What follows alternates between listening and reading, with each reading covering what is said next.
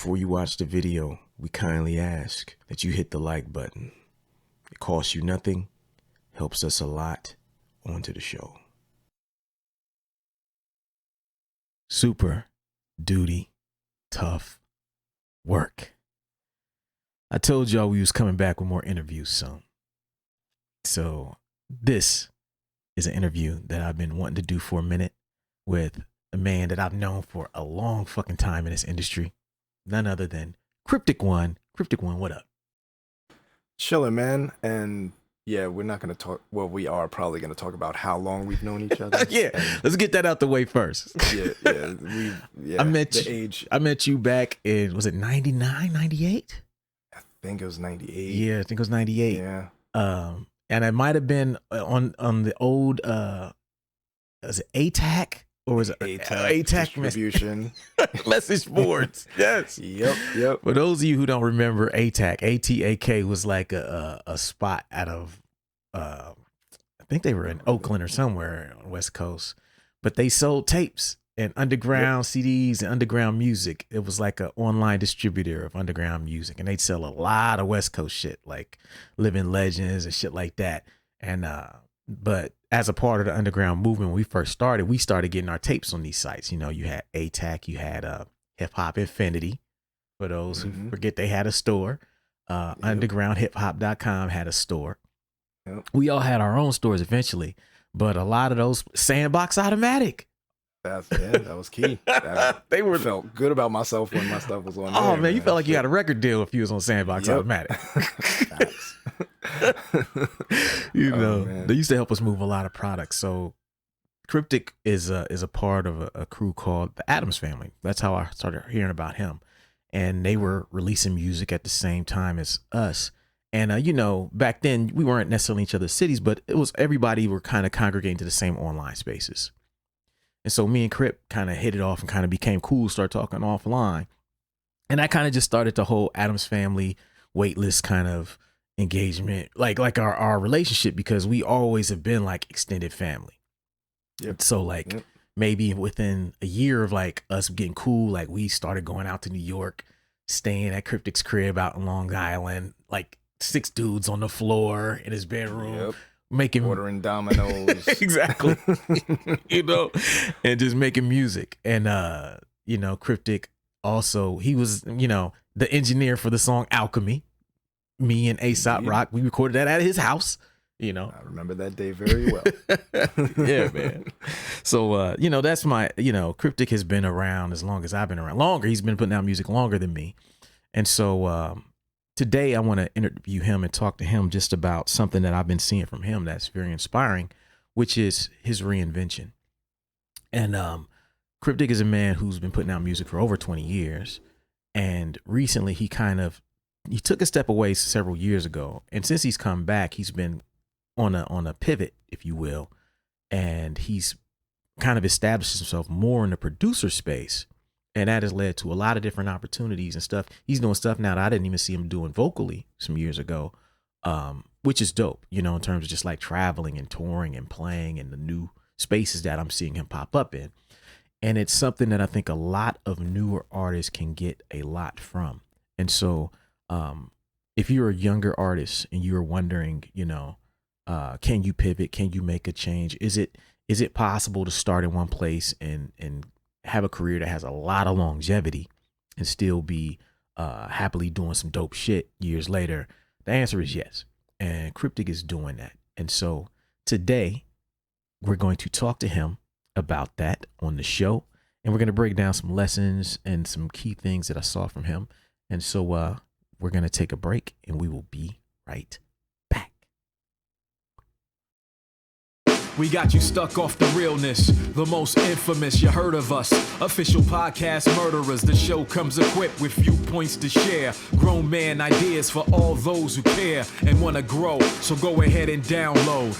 Every single week with a brand new episode. You're not alone in this world, cousin, so we share information and honest discussion and keep repping the culture like we supposed to. They spread gossip, but they never come close to. I can hear it inside their tone. They talk about the industry but never left their home. You get laced up with bullet points and such, plus empowering topics that they never would touch. You can put your whole network against the team, but Super Duty Tough Work's the MVP. Most valuable podcast on MP3. Priceless info, but all of it's free. So take these words home and think them through. Super Duty Tough Work is coming at you. You are now listening to Super Duty Tough Work with your host, Blueprint. Raw and uncut. Adult conversations. No shucking, no jiving, and no bullshit. Before we get the show started, gotta give you a quick update and let everybody know that this week's episode is sponsored by Frank Mason Music. Frank Mason Music, a producer out of New York City. He's got 3 projects you need to check: Instrumentals Volume 1, Instrumentals Volume 2, Instrumentals Volume 3. Dope hip-hop instrumental projects. All 3 of them are fire. They're on Spotify right now. They're on Bandcamp right now. If you want to check him out and support, we thank him for sponsoring this episode, and we ask that you go check out his music. You know we wouldn't be co-signing it if it wasn't dope. So, as you can hear by the music that's playing underneath us right now, his music's fire. Check him out. Back to the show. Okay, folks, we back. Super Duty Tough Work. Magnificence. Cryptic One. Let's start from the beginning. When did you release your first project? The first self-release project was 1996, Center of the Web. I pulled one out because I actually found a few copies. Yeah. It was, I that was the first thing that I released. The first thing I produced, oddly, not a lot of people know this, was a record for Soul from Anacon. Yeah. Well, later he was in Anacon. That was in 95, I want to say. I linked up with him also through the computer situation. My demo was kind of circulating. Mm-hmm. My solo demo. It was after my crew at the time broke up. And this was pre-message boards, I guess, like CompuServe and AOL. Yeah. People connected and had like these email things where they were trading tapes. Just people from the West Coast were trading tapes. Like, yo, you got something, blah, blah. And my tape was being traded through there. And Soul got a hold of it through my cousin, which is kind of weird. Like, that's how my tape even got out there. My cousin was in those trading days, and Soul just called me randomly, like, hey, what's up? I'm this MC from Maine, love what you do, blah blah blah. We just started talking. That's how we developed a relationship. Yeah. And one day he was like, yo, I'm coming to New York. I'm like, all right, cool. Came to the crib. I made a beat on the spot. He's like, yo, can I use it? I'm like, yeah, sure. And that was my first record. Yeah. Next thing you know, 6 months later, I have a CD with my name on it, which blew my mind. That was just like the goal. And then after that, I was like, okay, if he can do it, why can't I? And then we recorded a bunch of songs and put out vinyl and cassette, and somehow got a distribution deal in an AOL chat room. Is that how it came about? That is exactly how it came That's about. awesome. I was in the chat room talking shit about my crew. Yeah. Yo, my crew is dope, blah, blah, blah, blah, blah. Someone hit me up, and this shows you how long ago it was. It was on dial-up. So he asked, like, yo, can I hear some stuff? It took like 2 hours to send like 15-second clip or something. Yeah. Real audio. And, this is before real audio. Before real audio. It was like, I don't even know what it was. I think you had to send waves. Wow. And yeah, it was on dial-up. So it literally took 2 hours to send like a 20-second clip. Damn. And he was like, yo, I like your stuff. And then we exchanged phone numbers, and yeah, that's how I got my distribution deal. Wow. Yeah. And from there, it was just, I got really lucky. The record sold extremely well. And when your first one sells well, you think that it's that easy. and that was an era of that. That was 90, say 96, 97 that time frame? 96. 96. Yeah. People would go and just buy anything vinyl. I did. Yeah, same. I did. Same. Yeah, that was the boom. For those who missed that era, that was a vinyl boom of independent hip hop. Like 12 inches were dropping every week from people all over the place, and they were all pretty fucking dope. Yeah. You couldn't go wrong. So you would read. I remember reading this. It wasn't a forum. It was like you're talking. It was like called rec.music.hiphop or something like that. Do you remember that spot? Yep. Yep. Yeah, I would be reading that, and it would be all these writers on there and people from all over the country. And a lot of those writers ended up being people who ended up writing for like Herb, Elemental, all those places who ended up covering our shit later on. But I remember reading that, and that's how I learned about so many groups before I even saw the 12 inches. So when I would see a 12-inch out, oh, natural resources. I've heard of that. Boom. Let me buy this, you know? Instantly. Yep. Oh, Yeshua and the poet. Okay, let me grab that. And it would be fire. So yeah, so you got to take advantage of that whole momentum. Yeah. Of that whole thing with your first record.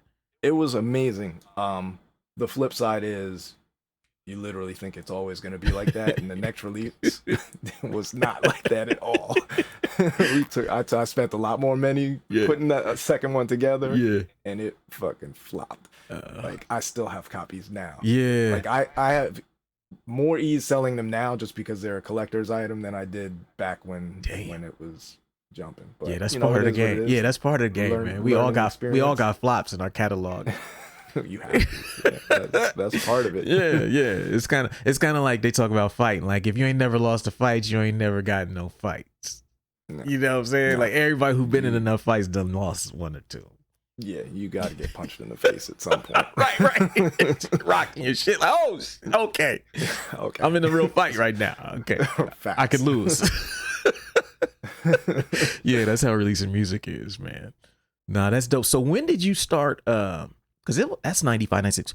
Explain how you kind of got into production so early.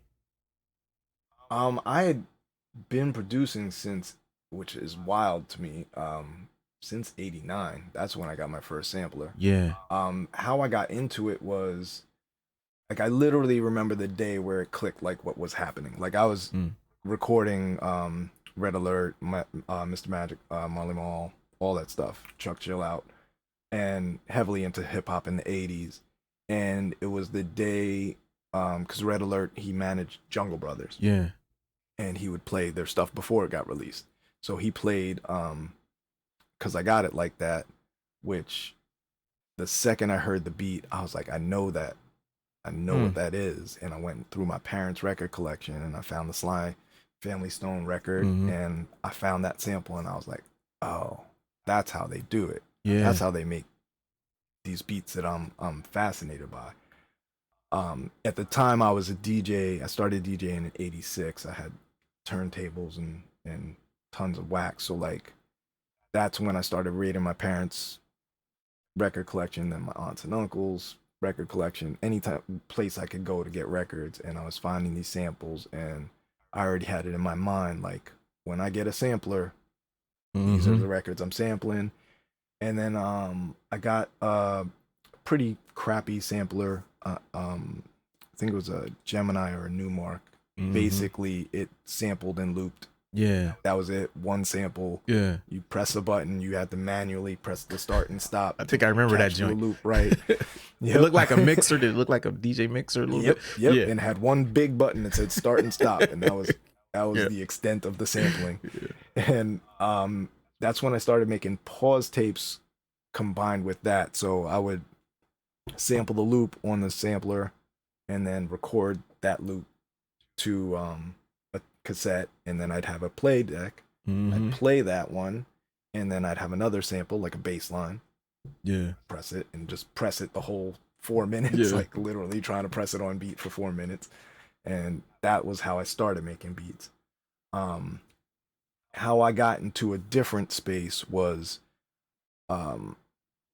people don't know. I gotta explain, like, how you got information then. Yeah. There was no Google, there was no YouTube, no internet, nothing. No Google search.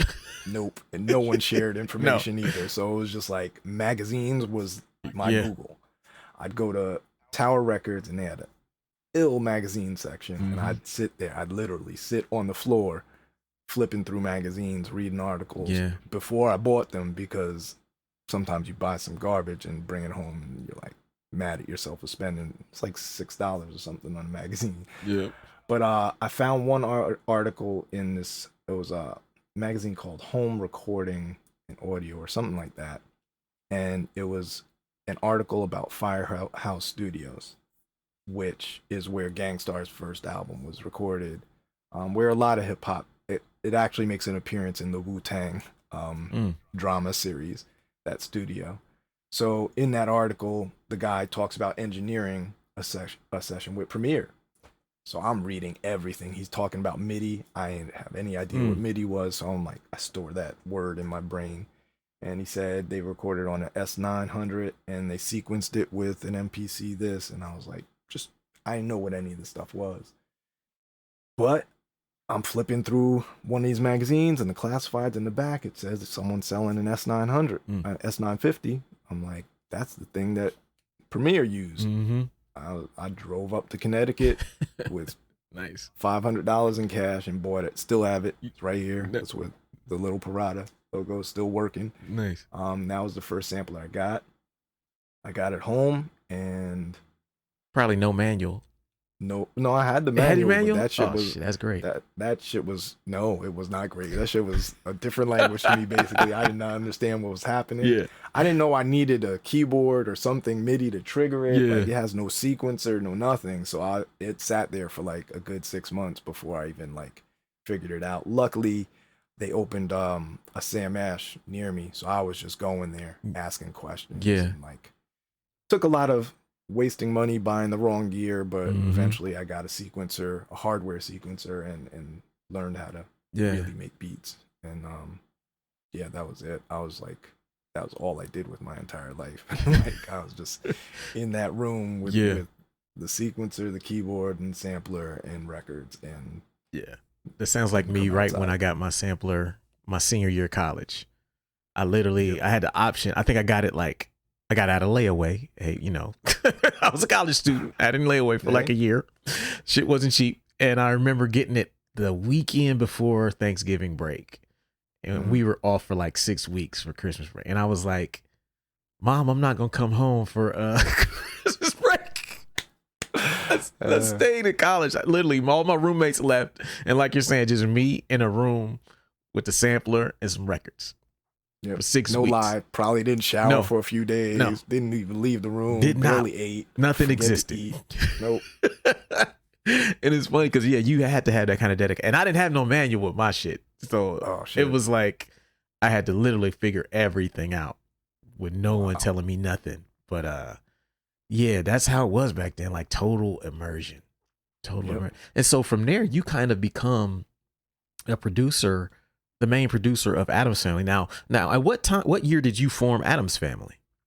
I didn't actually form it. I came in later. It was already around for about a year before I got there. Okay. They formed it in 95. Okay. It was four dudes, Vast.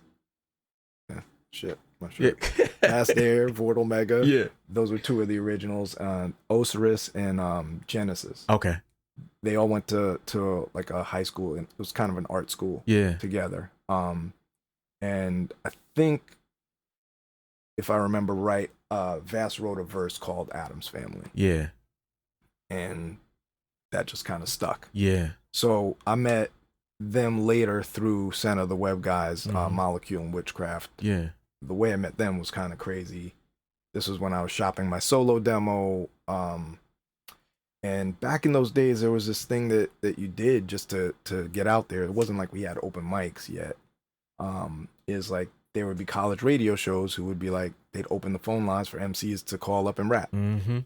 So I was touring the radio stations. Anyone that would let you call up, I was calling and rapping. Yeah. And I rapped on this one station, and the following week, these guys, Molecule and Witchcraft, called up and they're like, yo, everybody who raps on this show calls up is whack, except for that dude Cryptic One from Long Island. I was like, oh, cool. That made me feel good about myself. They dissed everybody except for me. And then we wound up linking through the host of that show turned out to be Dynamics Plus, who's a ill MC and producer as well. And he linked us up, and we formed Center of the Web, and they told me about their crew, Addams Family, and I was like, oh, that's cool. Yeah. And then once I met all those dudes, I was like, yeah, no, this is my family. We're all a bunch of weirdos, like, that love all the same music. Yeah. And yeah, I mean, it was kind of crazy how connected we were without knowing each other. You know, just through, like, not everyone rapped like us, Right. You know, we were a bunch of weirdos. Yes. For real. Yeah. And- Yeah, that was the beauty of Addams Family. It's like it was underground shit, but it wasn't, I'm not gonna say that, I guess for lack of a better term, it wasn't what the mainstream underground shit, New York underground shit sounded like. Like the majority of shit that was like the face of New York underground shit was like the Stretch and Bobbito, Fondulum, super straightforward kind of traditional boom bap shit at that point. Yep. Addams Family was not that at all. No, we were the weirdos amongst the weirdos. Yeah. Like, you take a group of weirdos, we'd be the weirdest of those weirdos who would kind of separate from that. Yeah. And we took pride in that shit. So Yeah. it was great times. Yeah, man, that's how I met those guys, and we made a lot of music together. We did a lot of non-music stuff. Like, it's family, you know? Yeah. I got to witness firsthand, and you know, like a lot of our stories kind of parallel in terms of the same times, like what you guys were doing with Adams, what we were doing with Weightless, which is kind of why I think we've always been super cool. You know, like all of us is like, those friendships are still there. And a lot of it is, to me, like I watch how we all kind of rode this. We went from that era where we were just making shit, and then all of a sudden the shit we were doing kind of became cool. Yeah. And it created this perfect storm for quite a few years. Quite a few years. You know what I mean? Like, we weren't doing nothing different in 90, you know, in 2001, 2000, we were doing in 96, 97. It was no difference. Nope. It's just that shit was like cracking all of a sudden. Yeah. You know, and we got to ride quite a bit of a wave. You know, you look at an Addams Family, out of them came, you know, obviously yourself, Hangar 18, which is Wind and Breeze, and Alaska went on to get signed to Def Jux, release a couple records out of Def Jux. You look at Vast and Vortal form Cannibal Ox, start working with LP, and put out like a classic, one of the probably top 5 records of that era on Def Jux with Cold Vein. And in the same sense that I kind of felt like the whole Adams, in a way, I mean, you look at shit like even Aesop Rock being affiliated, which a lot of people probably thought he was in Adams Family at different points. Yep. You know, For sure. He goes on, becomes this big thing, you know.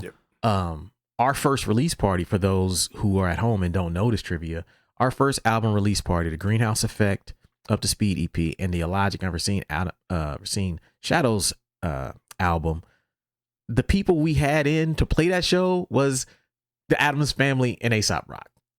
They drove in from New York and played that show. It was Addams Family, Aesop Rock, Greenhouse, Illogic, and I think there was one Megahertz. Yeah, Megahertz. RJ was DJing. Yeah, this is a historic fucking show. Crazy, like crazy. And you look at that lineup and what everyone went on to do.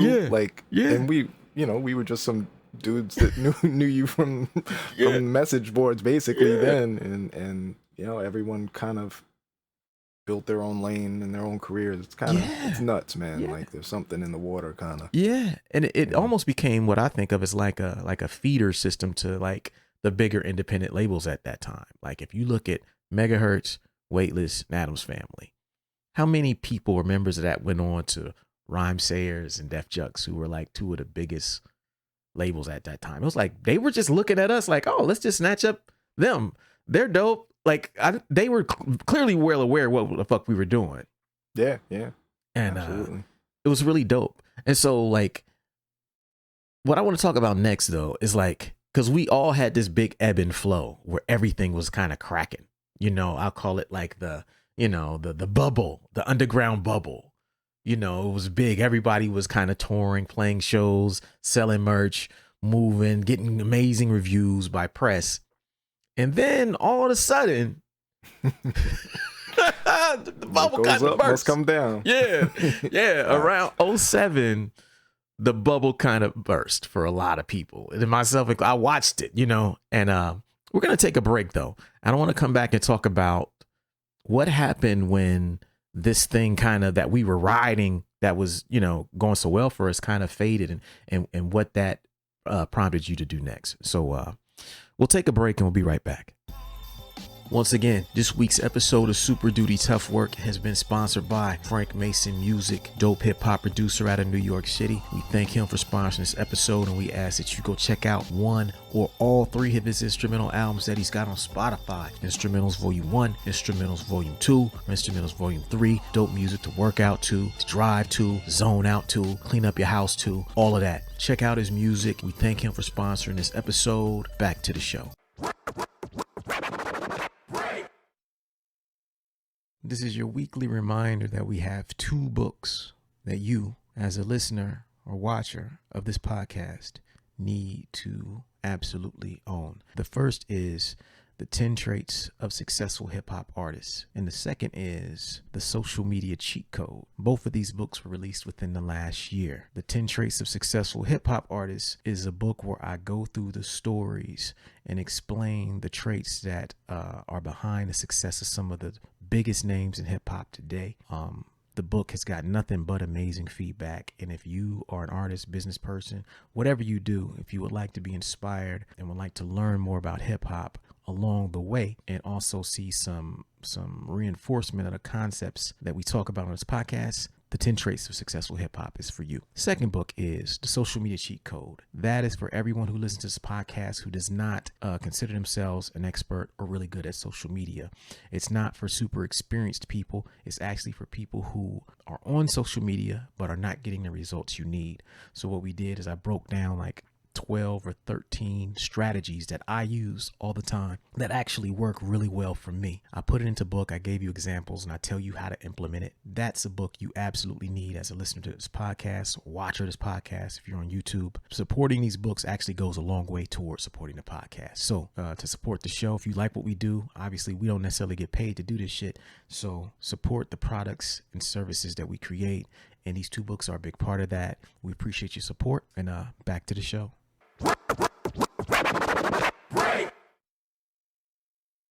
All right, folks, we back. Super Duty Tough Work. We're here talking to Cryptic One about reinventing yourself. And, first part, we talked about some history just so I can bring everybody up to speed. And so this next section, I want to talk about kind of like what happened. So like you were very active, as we all were. And I remember like your Anti-Mobius Strip album, 06. There was a lot that went into that album. I think it got delayed a couple times. Some distributors were going out of business.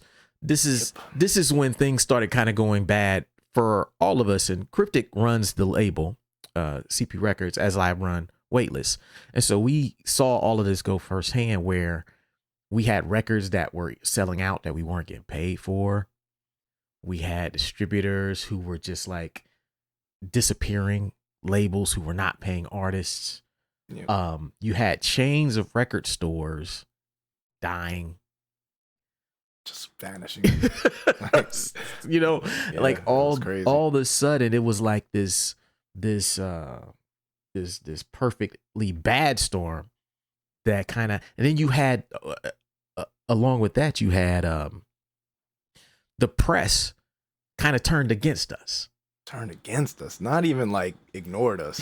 Like, yeah, the same people who were writing like this is the best hip hop I've ever heard were like actively pursuing dissing you in articles. yeah like, they treated us like disco. It was like disco. Yeah, you know what I mean? Wild, yeah. It was like, and so you have all this stuff going on where the support system for what we did is falling out. You had the 2008 fucking financial crisis, and we had a crisis within our shit where like the economy suffering. Independent stores are going out of business. College radio ain't what it used to be.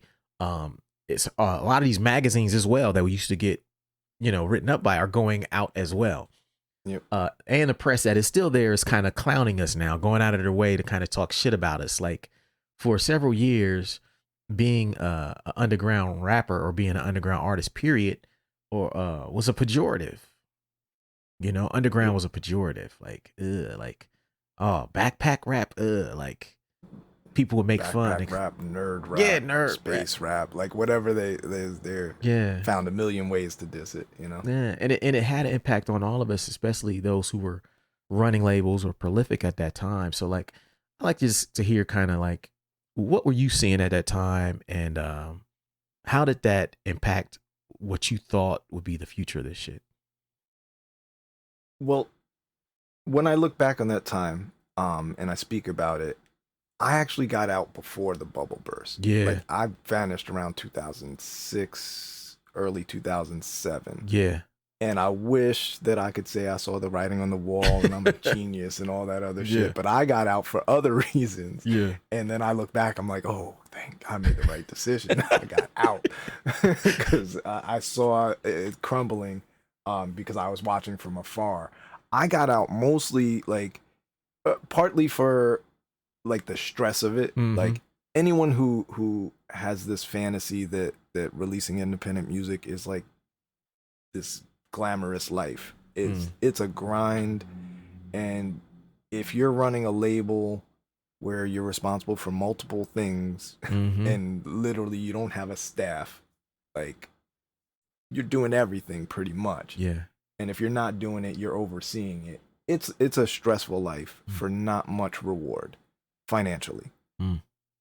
Even if you're doing well, yes, a quote unquote real job is going to pay you more for much less time. So that was part of it. The other part was like you brought up my solo album. I had so much trouble with that. That, as you know, and as the listeners may know from watching your podcast, timing is a lot of determines a lot of the success of a record. So when that record was done, we were the darlings. Like the Aesops were doing well, the Illogics, like people who had like, I don't want to call, like it was deep, more poetic kind of poetic kind of stuff, and that was kind of the lane that I was in. And my record was ready to go. Literally, it was supposed to release the summer after Cannibal Ox dropped. Yeah, so I'm like, that would have been perfect. That I have the guest appearance on that record. Aesop's coming in September. I already knew because I mixed Labor Days, so I knew like I'm supposed to come right in between Labor Days and Cold Vein, and my name is on both of them. And I'm like, perfect. I had a distribution deal lined up with a subsidiary of Caroline Distribution, which most people wouldn't know, but you would know. Like that was like the biggest, the goal. Yeah, like I'm gonna have my shit in like Virgin Megastore and like everywhere. So I hired a publicist for the record. You know that costs money, and you have to do that well before the record's released. So I dumped a bunch of money into that, started getting reviews, and then the distribution company, the subsidiary of Caroline's, went under. So I'm like, okay, now I don't have a record coming out. I'm getting pressed for the record. I'm out thousands of dollars. And I'm like, okay, now what? And it was a manufacturing and distribution deal, so I didn't even have the records. Like they didn't get to the point where they pressed the records. So I didn't have the money to press it myself because I spent money. So I'm like stressed about that. So I'm like searching for labels, search for the right deal. So eventually, this takes years. You know, like it's not like I can just call up and be like, hey, I have a record ready to go, blah blah blah. So I missed that kind of wave and lost money, and I found another deal. I signed the deal for my whole label, and when they put out my record, it did not go well. Not because of the art side of it, but because they weren't handling the business side of it. I'm not gonna name names, but a Google search will figure it out. You know, so no offense to them, like they were doing what they do, and I kind of jumped the gun signing to it, and I shouldn't have. It was a mistake. But I was tied into that for 10 years because that's what contracts do to you. I wasn't tied into it as an artist, but as a label. So that just diverted everything. Like I didn't want to put out another record with them, to be honest. And that meant my label was dead. So at the end of that, I was like stressed out. Now I'm the people who I was supposed to release, they can't release their records. I can't release my records. And the record that I worked so hard on got released and didn't do well. Well, why am I doing this shit? So I took a look at my life, and I was like, where's all my stress coming from? It was all music related. Now, that's when I literally like vanished. I just like vanished. I disappeared. I didn't answer any emails. I didn't answer phone calls. I remember People this era. were like, yo, is Crip okay? Yeah. They didn't know because no one could get in contact. I mean, I still lived at the same place. People could have knocked on the door, but like, I just was like, I was, to be honest, I was really angry. I was angry at, it was misplaced anger. I was angry at music, not just the music business. So like, it got to the point where I didn't make music. I didn't listen to music. I was just like, fuck all of this shit. And that's why I disappeared. And then I watched it from afar like a year later, and I was like, oh, the whole shit's crumbling. I was fucking toasting marshmallows on the fire. Like, I was like happy as fuck. Which is a bad feeling. Like, looking back, that's some real shitty shit to say, but you know, because a lot of my friends were involved in it, and I regret those feelings. But initially I was like, fuck the music industry, let it all burn down. But yeah, that was what led up to that. And like I said, I watched it from afar. I watched when, you know, we're inside it, so we could kind of see things happening. Like, I could see that record stores were kind of crumbling. I could see that the press stuff was happening. I could see that record labels that we all know and loved weren't releasing the same kind of music. And even like my second album, which I did finish before I left, I finished that album. Like, personally, like I noticed a change in my own art, based off of the business, kind of, because like after you touring and like, it changes kind of how a sidetrack, but not. It changes. It changes how you record music because now you have to perform it. Like, Anti-Mobius Strip Theory is not an album I ever want to perform. Like, and I've performed it, but like, you know, like 28 bar verses, no hooks, and like long dark, intros, slow stuff, long intros. Like, you know, like, it's not fun. No. And if you're playing in front of people who've never heard you before, they're like, this guy's too intense. Like, it's either scary or boring, or like, yo, when you gonna tell us to throw our hands up? Like, is that gonna happen? Like, so my second record, I tried to switch that up a little bit, and then I didn't like the record because it didn't come from like a pure place, from a pure place inside me. So that was another reason that I was like, I'm not even liking the music that I'm making that much. Why am I gonna release this? Why am I gonna put myself through this? So I just dipped. I just was like, peace. Like, I was out. I remember. How many? Have you thought about like how long you were gone? I was gone for at least 5 years. Yeah, I was gonna say 5 to 6 years, if I remember correctly. 5 years. And even when I got back, like, I started making music again, just not even letting anyone hear it. Yeah. But like, to get back to a public space, that was kind of like, that was a decision. Like, all right. And I made it in like the, at the, you know, when I left, it was MySpace. Like, that was, that was the king of social media. Yeah. And then when I came back, there was all this other shit. And I was like, all right, I'm going to pick the one that no one's really fucking with as much.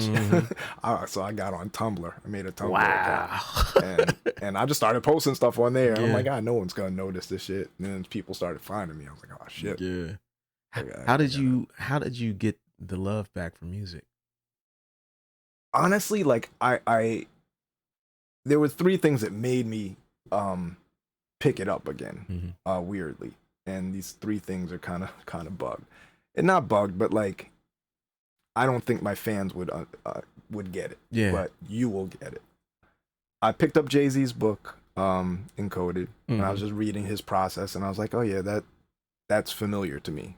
You know, he's Jay-Z, but like, him going through his process and like talking about things that inspired him, it inspired me. Then Kanye's album at the time, Beautiful Dark Twisted. Yes, classic album. Yeah. I heard that album and I was like, how can I not want to do this again?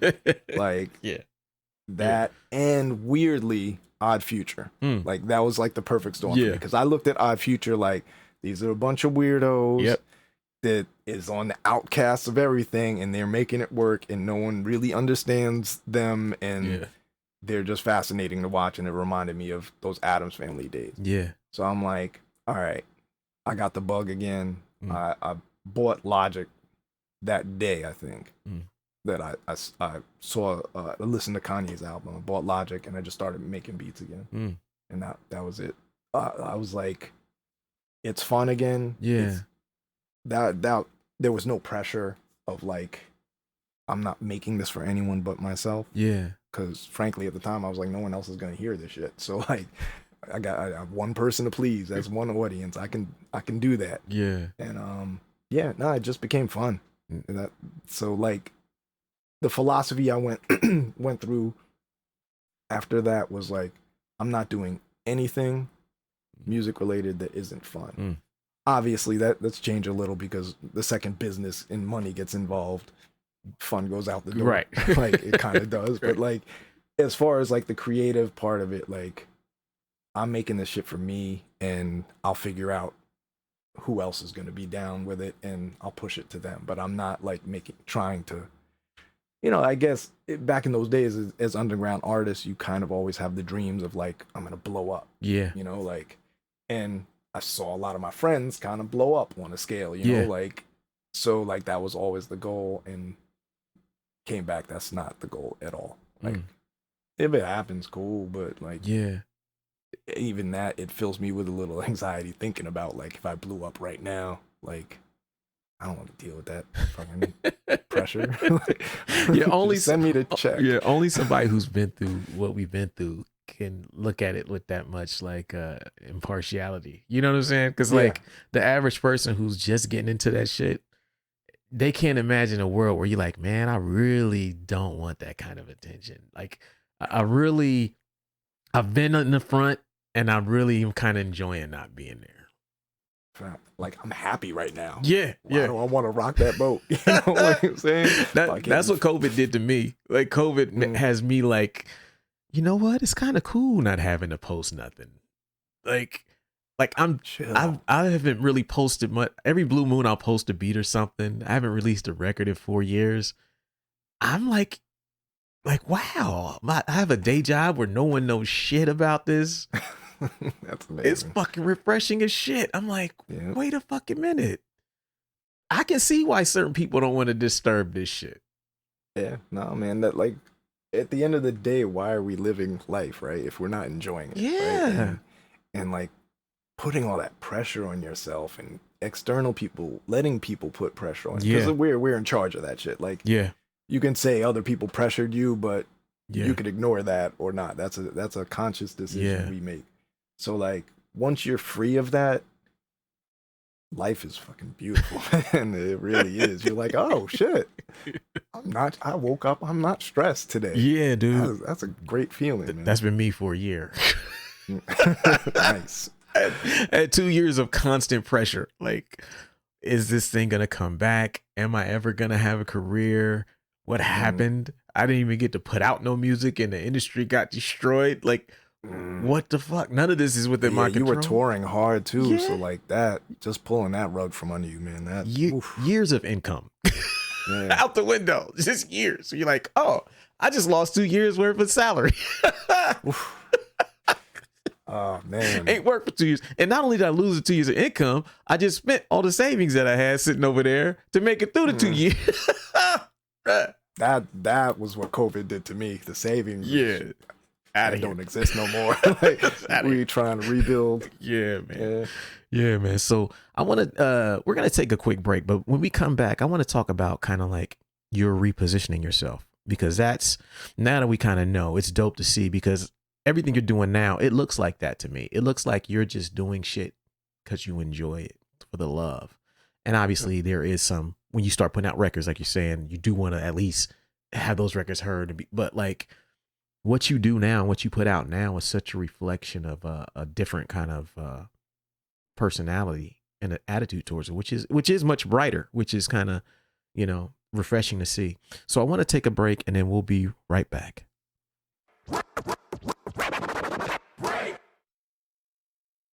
Quick announcement. Over the last several years, we've been asked many times by the listeners of the show if we would ever open it up to the public for advertising. We've always been interested in this, but we never had the systems in place to make it work properly. I'm proud to announce that we are officially accepting advertising from the public on Super Duty Tough Work.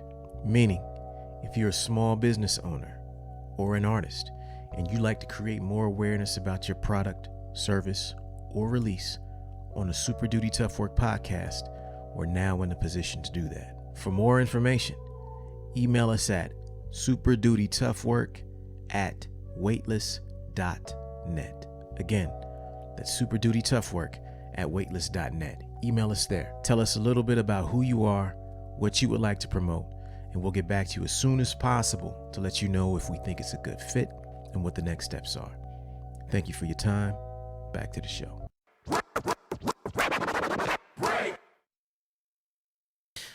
All right, folks, we are back.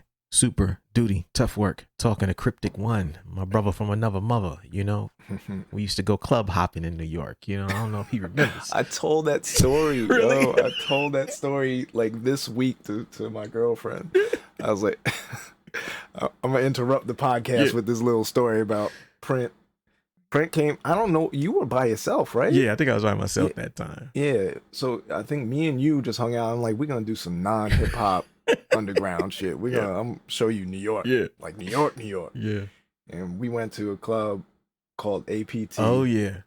And we walked in and we went downstairs and we were just chilling, having a drink. You know, there's beautiful women around. It's like some like New York club scene kind of shit. Yeah. Still kind of like hip hop, underground-ish. But we saw Marley Marl that night, right? He was chilling. He was getting that girl was like backing that thing up on him. He was sitting up at the bar like this, and the girl was just twerking on him. Like, I was like, yo, this Marley Marl right here. And no one was bothering him. No. He was just chilling. He was just like another dude in the crowd. Yeah, remember that girl swung on me outside that spot? Because I called her a player hater. Yes. This is the most bizarre story because this was before the word player hater was like universal. It was new. And Crip was talking to this girl. We was obviously trying. We had our, whoever get the most numbers, everybody else got to buy them dinner. That was it. So Crip was talking to this girl who was really trying to get at him. And she had a girl with her who wasn't really it. Not feeling the scene at all. So you need a wingman to come take the pressure off. So I was like, let me go play wingman and distract this other chick so my man can kind of seal the deal and get his phone number and lock this in. Me and her talking and she's just being annoying. And I'm like, yo, why you being such a player hater? And she was a big husky chick too, man. She said, What? Motherfucker, what? She cocked back, way back. She cocked that shit down the street. So, right here, I'm like, oh, shit. I saw that shit in slow motion, man. You dodging that shit. I was like, whoa, shit. She tried to knock me out, man. I grabs her like, yeah, let's get out of here. But yeah. I didn't get the number either. I see, all that. Of course, because she swung on me. The story is way worth it, man. Of course, she ruined the whole fucking thing. Yeah, she was like, hater, I'm not a hater. She started screaming and swung on me, man. Personally, on a level of, I don't even know, like you insulted a mother. I was like, damn, what happened? That's literally all I said was, why you being such a player hater? Oh, shit. But yeah, that's how far we go back, man. I don't remember how this conversation even started now. So let's talk about like your return. What I've seen from you and what I think is dope is like when you and I, and let me give some backstory here, around 2005, 2006, I actually kind of wanted to start a label that was going to be instrumental only. And it was going to be called the Analog Catalog. And there was only like 5 to 8 guys making instrumental hip hop at that time. Yeah. There was no real scene. Not United States. There was no places you can go and play beats. There was nothing like that. Like what we know of now didn't exist. There wasn't even gear being made for producers to play live shows. Nope. Right? Didn't. And so Crypt is a guy I know who's been making instrumental hip hop as long as he's been making beats. I've got tapes and old CDs of his old stuff, and he and I have always been on that. You know, they went, sometimes they called it trip hop back then, Trip hop, or whatever. yep. We've been making whatever they called that. We've been making that. And did you look at the scene now from the outside and be like, yo, there's actually a whole thing there now that wasn't there before. I want to be over there. Or how did you go about, like, did you see it? Yeah. You saw it? I saw it early with the low end theory stuff in LA. Yeah. Like that was like, damn, why can't we have that here? Like that's the world that I want to be a part of. You know, like having a producer be the at the forefront, like without needing an MC. Mm-hmm. Like RJ definitely, he fucking did it. But even when he was performing, he wasn't like, it was almost like he was doing like 4 turntable shit, right? At the time. It's DJing. When, Yep. Like, Yep. 4 turntables. So like that was different. But I definitely saw it, you know, cats like DB and those guys on the West Coast, Fly Low and all that shit. I saw it from afar and I was like, damn, I hope this shit expands. Yeah. And a few years later, that shit, it was like wildfire. I did have an issue with, and I still have an issue with, and I'm probably going to get shit about this, but the whole calling it lo-fi and that term, I hated the term. I don't like where it kind of went. It blew up on a mainstream kind of level where like you'll hear a lo-fi beat in a commercial. Yeah. And I'm like, you could hear it. Any producer that hears it is like, yeah, that took you 2 seconds to make. Right. You know, and it wasn't enjoyable to me. And like, I feel like a lot of really talented producers got lumped into this lo-fi category. Mm-hmm. And I knew I didn't fit in that lo-fi space. Yeah. I still don't. And even the good guys, the I hate to say good, but whatever, like the talented producers in that world, I didn't really even fit in with them musically. Like their North Star is Dilla, right? Yeah. Like that Dilla swing, which I appreciate and love, and I'll do it from time to time, but like that was never my North Star. Like I was making, my first record came out like before Dilla's first record came out. So like, and I'd already been making beats for 7 years. So that would just be weird for me to like, oh yeah, I'm gonna do stuff like Dilla now. So like, you know, that was their North Star. And I was like, in my mind, like, how am I gonna fit into this world where my stuff sounds so different? Like, I don't think my stuff sounds like anybody in that space. So that was like a challenge. It still is a challenge for me. But I definitely saw it. I definitely wanted to be involved, and I had no idea how to get involved. Yeah. The big thing that helped me in this situation was the pandemic, honestly. Yeah. Like, it forced me in the house for an extended period of time. I made a lot of music, and then I stumbled across let me go back before that a little bit. I started learning the finger drum solely for performance. And I remember even though I haven't even done it on stage yet. Yeah. Because I'd go, they'd have little beat shows here. Shout out to Pays Infinite, because he's like the birth of the beat scene kind of in New York. Yeah. And I'd go to them. They wouldn't be well attended all the time, but the producers were super talented. But everyone had an SP404 and we'd be doing the effects. And I was like, I wanted to do something a little bit different. What can I do? So I was like, I'm gonna learn a finger drum. And that's what started. And I downloaded this software, it still exists, called Melodics, which is kind of like, for lack of a better thing, like Dance Revolution, but like for finger drumming. So you'll see a note on the screen and you press it, and that's how I learned initially. And then you have to graduate beyond that. But through that, I came across, because you learn to play actual producers' beats on that. And there was one producer, Stolen Drums, who I saw a couple of his beats. I liked his beats, number one. They were weird, like times, and really difficult to play, but like I liked playing his lessons. So then one time Melodics had, this was right at the beginning of the pandemic, Melodics had a live stream with Stolen Drums. And I was like, oh, cool. You know, let me check this out. So I log in to watch it, and this was really at the start of like live stream like becoming a little bit more regular, but it wasn't really normal. Like this was when the verses started and the sound was terrible and picture quality was terrible. And I tune in and I'm watching like this preview clip of this guy stolen drums with dreads in his studio making beat. And I'm like, after like 5 minutes of watching, he's talking to the camera. I'm like, yo, this isn't pre-recorded. Like this is live. This is a live stream. And it looks like this. Like I learned all of this lighting shit from him. Like I didn't know this shit was possible. So I became like kind of like super fan immediately of this dude. I was like going through his Spotify, and then I found his YouTube, and he'd been doing live streams for like years before the pandemic. Yeah, well before. Like he innovated this in the beat space for sure. And then he was like, yeah, I'm starting this thing called Sidechain Society, where I'm gonna, you know, just drop all the techniques that I do in the live stream. I'm gonna teach y'all how to do all this stuff. So I'm like, you know, I'm older, I know how to produce, but I'm newer to Ableton. And I'm like, I'm learning stuff watching his live stream, so I'm gonna join up. Yeah, I must have been one of the first people to sign up for that shit.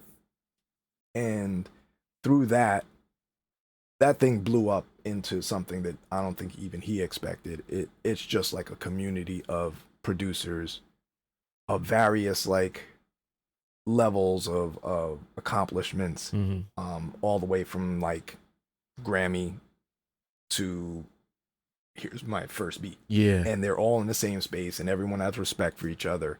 And every Thursday we get on Zoom and we play beats for each other and talk shit, whether it be business, whether it be life, whether it be like, here's a plugin that I found today, or here's a sound. So like a lot of those guys are in that world that I wanted to be a part of. So like suddenly now I'm like in it, and I'm talking with people, and it kind of solidified my drive to even like go harder into that space while still being myself. Because here I was in a group at the time, it was a small group. Now I think it's like 300 people,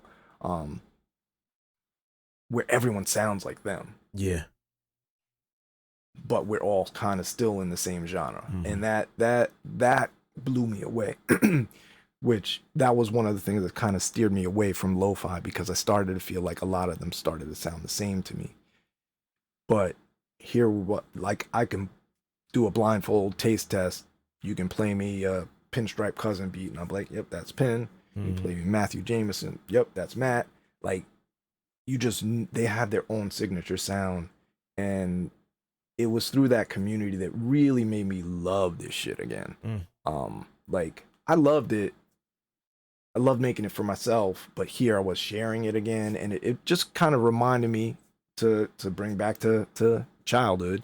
It reminded me of like meeting y'all, and like that sense of like those days where we were just like, yo, hear this, and then you pull out something and be like, oh, word, look at this. And we'd have those tapes that were circulating between us, where we'd all just like add on. The tape would come my way, like literally send it in the mail with like 10 waitlist joints, and then I'd add on like 6 new Addams Family. Nothing's mixed, nothing's ready to go out. We don't even know if we're releasing this.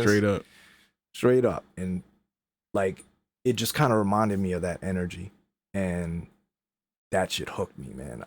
I didn't miss a session for like, I haven't been in a couple months, but I didn't miss a Thursday, I would say, for like 2 years straight. That was my religion. My girl calls it, are you ready for your bromance?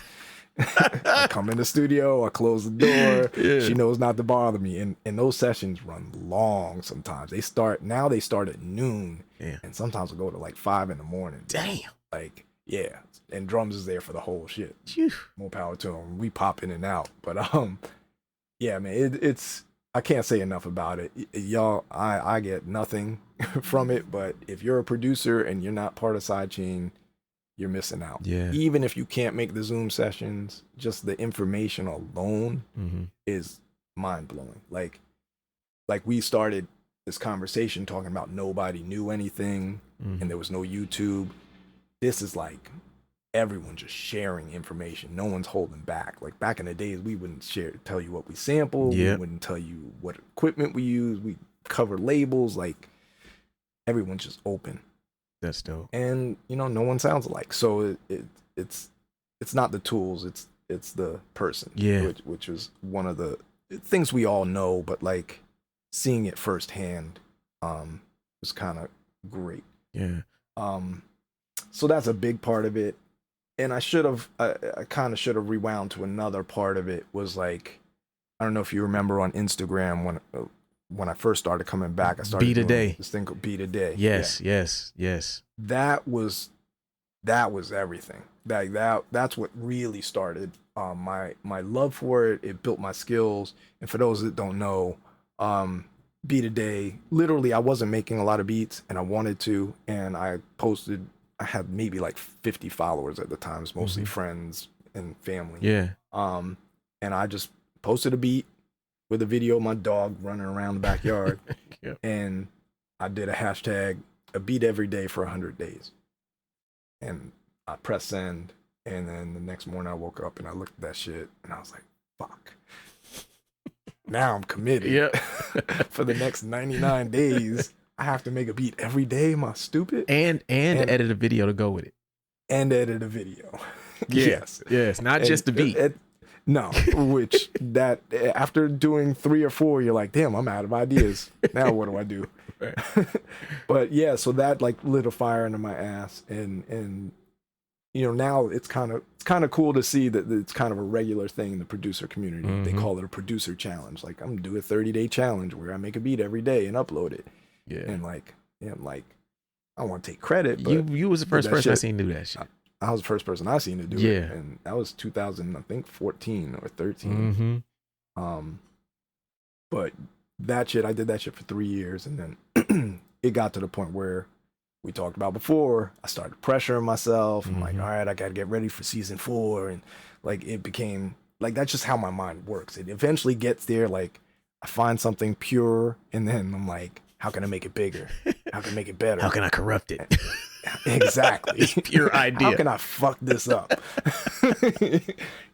So it just got to the point where I was like, I'm not doing it. I'm just not going to do it, because it got to the point where it was starting to stress me out. I started to feel that same way I felt before I quit all this shit. And I'm like, all right, I don't need to do it. Like, no one's holding a gun to my head. So then I was like, all right, let me find the next thing that I can build and then corrupt and abandon. That's dope. That's my process. Yeah. So how has like because there's something that you're hinting on in there that I would like people to hear and to understand, is like, it's not just a matter of being like, hey, I want to be in this space. You did something that is very important, which is you built your skills. Like, you knew how to produce the records we were making in the style that we were making before you left. Now you're doing something different, though. Totally different. Like, talk about like how your decision to go in there has impacted how you practice your craft. It changes how I approach things. It changes. I do think about performing while I'm making a beat. And the tools have changed a lot. That's one of the biggest things, the tools. Now I'm using Ableton, the push right here, and it took a lot of studying, to be honest. Like, who's performing beats live and keeping like a 2-minute instrumental with no MC? Who's doing that and keeping people interested in how are they doing it? What are they doing? What effects are they using? How can I do it in my way that's a little different than that?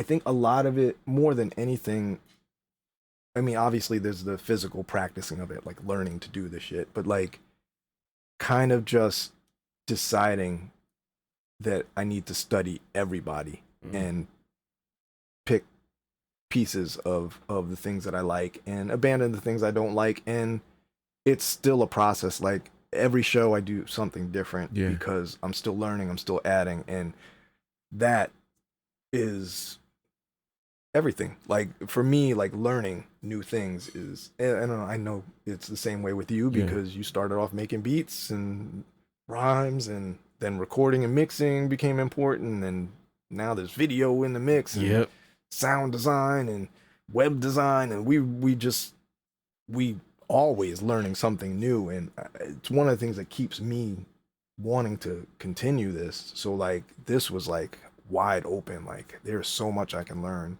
and I'm still learning like every day. Yeah.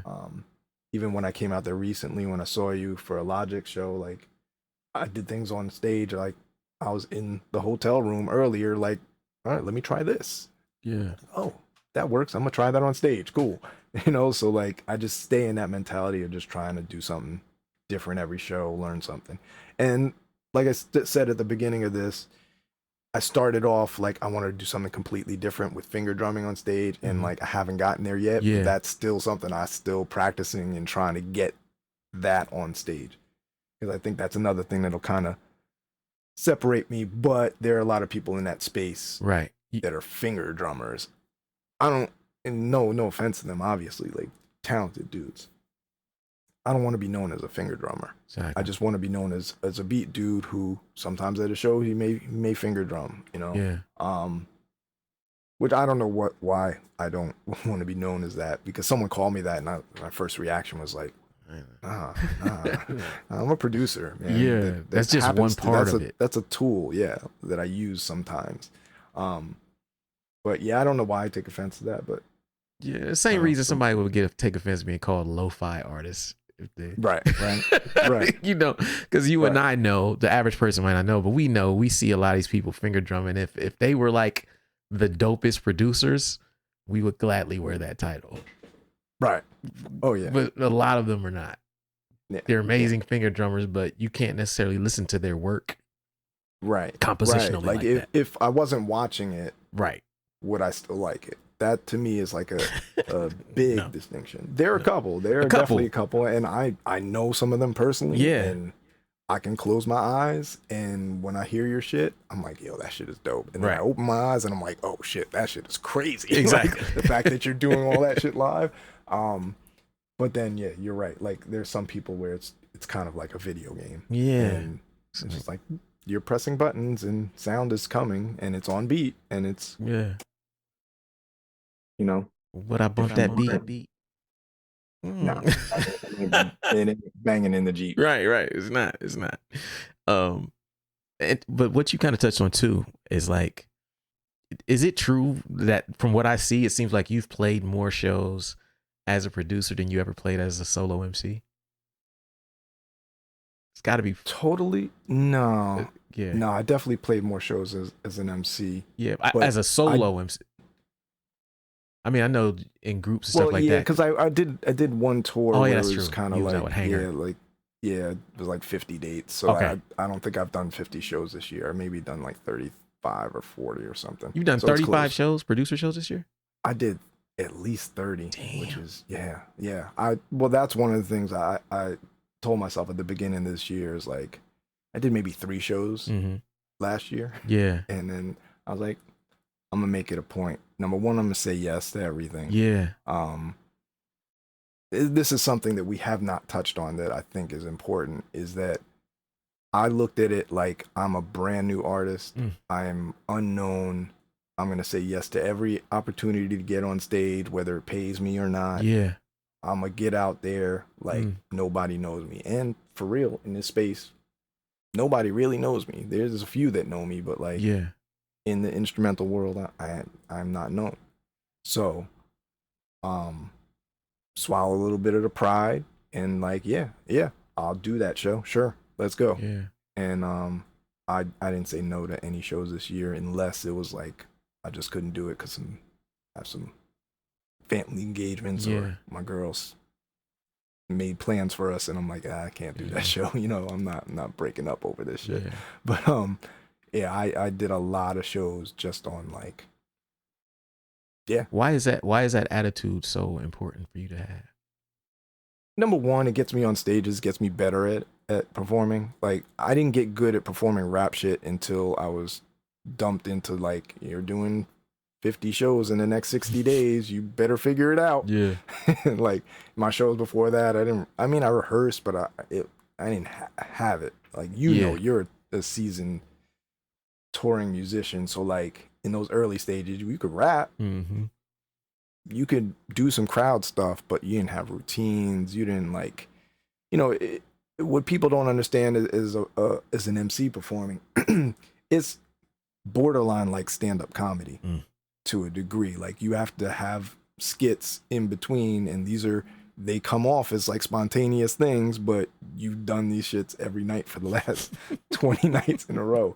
So like I didn't have that with the beat shit. So I'm like, well, the only way I'm gonna get good at this shit, I'm not gonna get good in here performing, recording myself and watching it back. I'm gonna get good on stage. So that was one of the major decisions. And just like, you know, you want to get out there. Like I get every show I do, I get a bunch of new Instagram followers. I get a bunch of people hitting me up like, yo, do you have anything on Spotify? Like that's the way. Like no matter how much social media like runs our lives and we think we can just promote on there, but like meeting someone face to face, playing music in front of them, shaking their hand, well, not shaking their hand during pandemic times, but you know, elbow bump, you know, that shit that's what builds fans. Like, you know, like an email is cool and a DM is cool, but like there's nothing like that personal connection. So that was important to me just because of my old school mentality of like, I ain't gonna get nobody to like my shit just from Instagram. You know, I mean, it does happen, but like it's a world of difference doing shows. Yeah, I agree. As far as your decision to kind of pivot like that, how do you feel about how it's going so far? It's going great. It's definitely I'm not banking, I ain't rich, you know, but like I'm making a little money. All the money goes right back into the music, one way or another, whether it's to like run Instagram ads or buy a new piece of equipment or something. So like the music is feeding itself, which that was a plan, you know, like I'm not spending more than I make, and everything I make I'm spending, you know, to grow it. So that's a luxury I have because this is not what I do for a living. You know? So like, you know, if you're trying to do this for a living, then things get kind of, that's when pressure comes in and you may start doing things for money that you wouldn't normally do. So I wanted to avoid that. But yeah, man, I think it's going great. Like I'm enjoying myself still. I see it grow every year.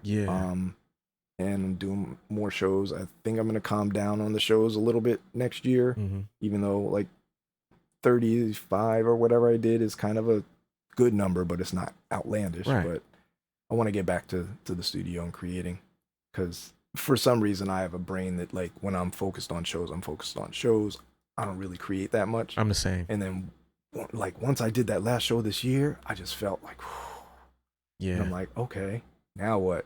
And I started looking for samples and started picking drum sounds. I'm like, oh, I haven't done this in a while. So it feels good to be back here. This is what we love doing. You know, more than anything. That's dope. So this is going to be the last question. All right. Because, you know, we have a lot of up and coming artists who, most of them have, you know, they dream about having a 25 plus year run, you know, at this shit. And they probably don't even think that there's going to ever come a point where they might want to focus on something different, pivot a little bit. What advice would you have to artists who may be feeling stuck in one phase, as far as making a pivot? What would you tell them if they're thinking about it? I'm going to be the most cliche motherfucker on the planet right now and say, follow your heart. And like, whatever your heart says, like, whatever you really, really want to do and are passionate about, do that shit. Like, it's really that simple. I find like, and not just in music, in life, that we often say yes to shit that we really want to say no to.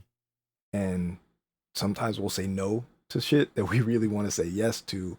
And once you learn to flip that shit, life is good, man. Like, I want to do that, I'm gonna do that. I don't want to do that, nah. Like it sounds so easy to do, but our brains are programmed to like think differently. So that's the number one thing. The more practical thing, I mean, that's pretty practical, but like the more like I don't know, like physical thing you can do is practice and grind and learn and stay learning. And when you think you know it all, learn some more and study people who you aspire to be, not be them, but in their space. Like, I don't believe in inspiration, which is going to sound weird. I believe in discipline. So like, you're one of the first person I heard say that. Yeah. I wholeheartedly agree. It's a hard space, because all my life I was like, I'm not inspired. Like that shit is such a cop out. Exactly. Like, it's such a cop out. Like if you're a beat maker and you can't wake up and get in front of here and make a beat, you may not like it. Like, right. That's the thing you have to get over. You're not gonna like everything you make. But if you can't make a beat, we can all make a beat. Like, it's just pressing buttons. Like, there's nothing stopping us from doing that. So get up and do it. And you got to make 5 beats you don't like to get to the one you like. That's what you got to do. But if you don't make those 5, you ain't going to get there.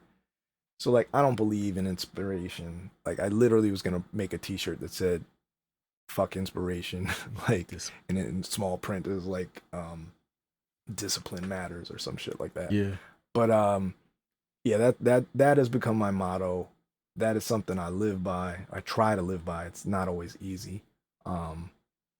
Like, I say that, and this year I haven't made shit. Like, I literally I've made like 4 beats this year. Yeah. And it's almost time now that shows are done where I'm gonna light a fire under my ass and commit to some stupid shit that I regret the next day. Like, damn, why did I say that? But like, it's time for me to like force it and like wake up and like every day make beats. Yeah. And make some shitty ones until I get to the good ones. Like, that's it's part of the process. It is. It has to be. Yeah. Like, that's dope. That's dope. Well, tell the people where they can find you, Crip. I'm most active social media wise on Instagram. That's Crip_Uno. That's CRYP_Uno. I have a website, crypticone.net, where that's where I'm moving all my merch to. I'm not going to be selling merch on Bandcamp much anymore. No offense to Bandcamp, but it's time to get my full percentage, you know, to be real. That's real. Like, yeah. You can build a website, you know, get all your money. Hey, we just talked about this last episode, folks. It's not just us saying this shit. We just talked about this. Oh yeah, that's right. The website episode. It's true. Right. It's true. It is true, and it's something that took me a while to learn. And you know, literally in the last year, I got my own website running with the store running perfectly. And you know, whatever percentage Bandcamp, it doesn't sound like much, but when you look at your year-end numbers and you're like, damn, I gave them that for real. Yeah. And the email addresses, which is like, that's everything. Coming from you is much more effective long term than coming from them, their server. 100%. That's another big thing. You could do a whole episode on emails, like, for real. Yeah, that is everything. Maybe I will. That's how we might have to. Now that you said it. Yeah, man. Well, that's it. And you know, Spotify and all those things, but we make pennies off of that. Yeah. But if you want to hear the music without the commitment of purchasing, I'm all about it. Go check me out on Spotify. Yeah, and he's got vinyl as well for sale, folks. For all of our vinyl collectors, support this man. Cryptic1.net. And I thank you for being here today, brother. It's a dope interview, man. Good seeing you. People at home, please follow this man, support his music, be on the lookout for his shows.